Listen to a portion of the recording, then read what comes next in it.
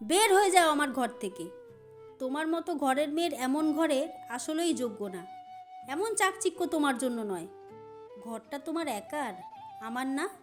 আমি তো গড়ে তুলেছি, তাই না? মুখ বেঁকিয়ে বললাম, উদ্ধার করেছো। আমার টাকা ছাড়া কী বা করতে তুমি? নিরুপমা উত্তর দিল না। দেবেই বা কী করে? বাবা জোর করে বিয়ে করিয়ে দিয়েছিল এক সাধারণ নিম্নবিত্ত ঘরের মেয়েকে। না আছে গ্ল্যামার, না আছে ফিগার, মেনটেনও করে না। বাচ্চারা হওয়ার পর বানিয়েছে নিজেকে একটা বস্তা। যত দামি শাড়ি বা জামা দাও না কেন, একটুও ভালো লাগে না দেখতে। কোথাও নিতেও লজ্জা লাগে, আবার না নিলে ঘ্যান ঘ্যান করে। বাচ্চা দুটো অবধি ওর সাথে কমফোর্ট ফিল করে না। আমি ওয়াশরুমে চলে গেলাম। অফিস থেকে ফিরেছি সবে। আজও সে অফিসের পার্টিতে যাওয়ার সময় ভারী কাজের দামি এক জামা পরে যায়। কি বিদঘুটে লাগে। চুল নেই মাথায় একটুও, গান চললে পেট দুলিয়ে নাচতে শুরু করে। কি বিচ্ছিরি ব্যাপার। সবাই হাসছিল। আদিত্য আর রিয়া তো বের হয়ে গেল লজ্জায়। নিয়ে আসায় কথা কাটাকাটি হয়। শেষে এইটা বললাম, আমার বয়স ৪৫ পেরিয়ে গেল, তাও সবাই এভারগ্রিন ডাকে। নতুন মেয়েগুলো কি আর চোখে তাকায় এখনও। আমি অবশ্য পাত্তা দিই না। ফিটনেসের খেয়াল রাখি। মার্জিত কাপড়ে অলওয়েজ স্মার্ট। বাচ্চাগুলোও সেম। দুজনেই ইংলিশ মিডিয়ামে পড়ে। দেখলেই বলে আমার বাচ্চা। কোথাও যেতে গেলে লেট, খেতে লেট, ঘুমোতে লেট। ওর কোনো টাইম নেই। সারাক্ষণ ঘর মোছা, কাপড় ধোয়া এসবেতেই আছে। এত দামি সব কিছু, সব পারফেক্ট, শুধু মানায় না ওকে এই ঘরের সাথে। ভাবলাম অন্যবারের মতো কয়েক ঘন্টা চুপ থেকে ঠিক হয়ে যাবে। ওয়াশরুম থেকে বের হয়ে দেখলাম ব্যাগপত্র নিয়ে দাঁড়িয়ে আছে। আদিত্য আর রিয়াও আছে ওখানে সোফায় বসা। কোথায় যাচ্ছ? তুমি না বললে চলে যেতে? তোমাদের সাথে আমাকে মানাচ্ছে না।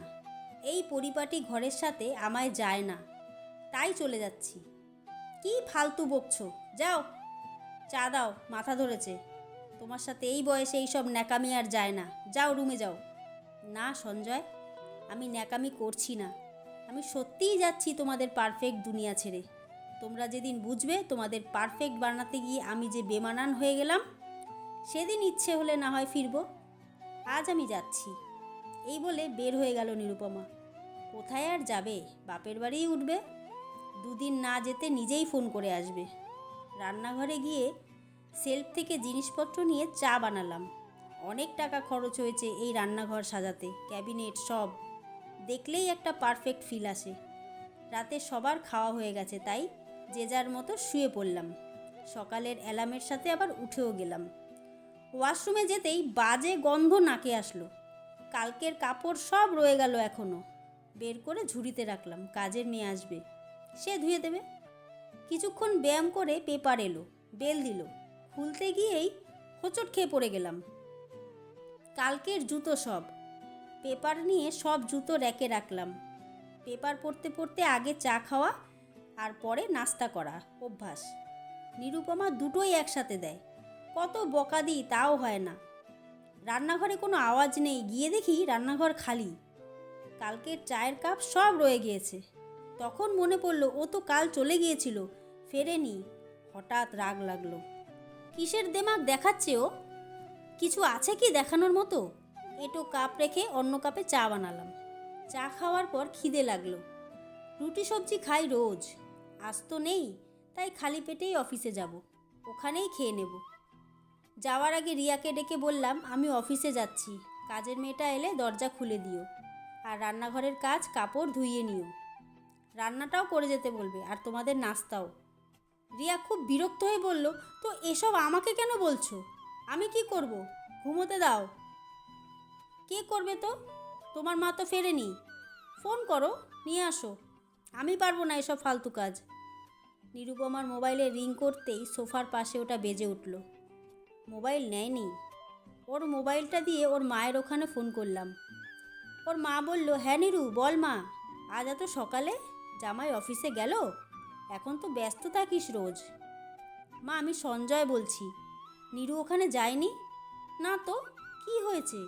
কোথায় ও? কেটে দিলাম। সকালের রাগটা এইবার আরও বাড়ল। বের হয়ে গেলাম, দেরি হয়ে যাচ্ছে। অফিসে যেতে না যেতেই আদিত্যর ফোন। মা ফেরেনি? আজ আমার এক্সাম আছে, এখনই বেরোবো। নাস্তা পানি কিছুই নেই, কিছু খুঁজেও পাচ্ছি না। তুমি বড় হয়েছো তো, দেখো পারবে। রুনা আসলে ওকে ব্রেকফাস্ট দিতে বলো। আমি অফিসে মিটিংয়ে ঢুকলাম, তখন আবার রিয়ার ফোন। বাবা, রুনা তো ডিম পোচ পুড়িয়ে ফেলেছে, কি খাবো? আর কি কাজ করবে, কি রান্না করবে জিজ্ঞেস করছে। আমি কি বলবো? খুব রাগ হচ্ছিল।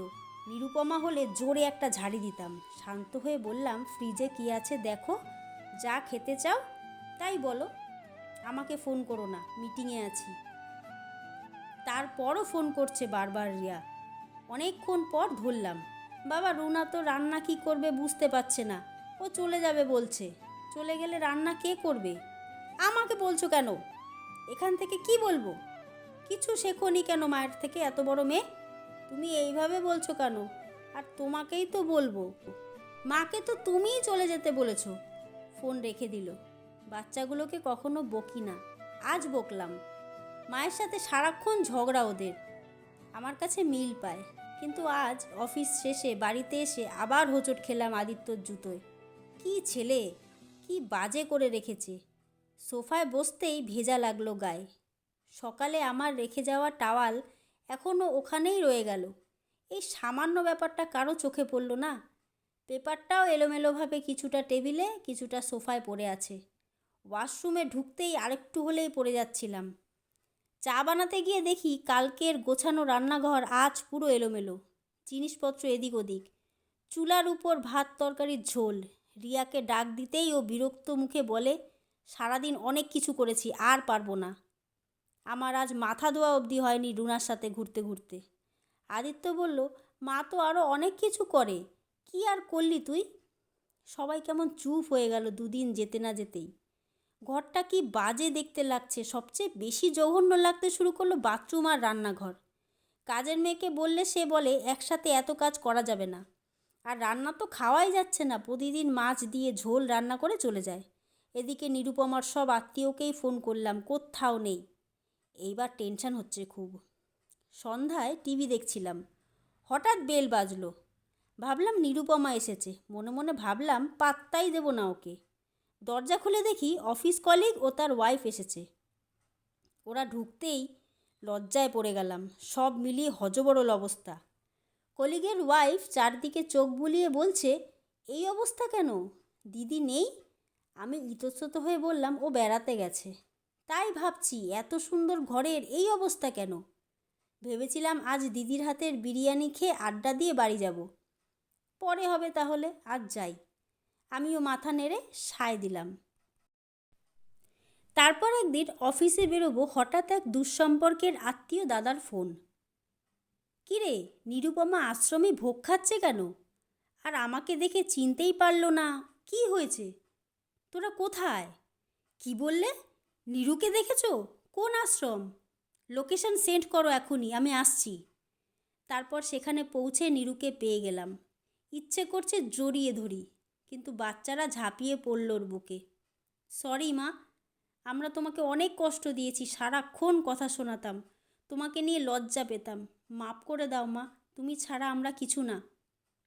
এখন আমি বুঝেছি নিরু, দেওয়ালে সেই নীল পেন্টিংটা আমার ঘর ছিল না, কাজ করা খাট বা সোফাটাও না, ক্যাবিনেট দেওয়া রান্নাঘরও না, দামি বিদেশি শোপিসে কখনো আমার ঘর হয়নি। ওসব তো অফিসে থাকে, থাকে বিভিন্ন শোরুমে। তা তো আর ঘর না, ঘর ছিল তোমাতে। তুমিই ছিলে আমার ঘর। তোমার ছোঁয়াতেই ইটের দেওয়ালটা ঘর হয়ে উঠেছিল। আমি বুঝেছি নিরু, ঘরেতে নারী নয়, নারীতেই ঘর হয়।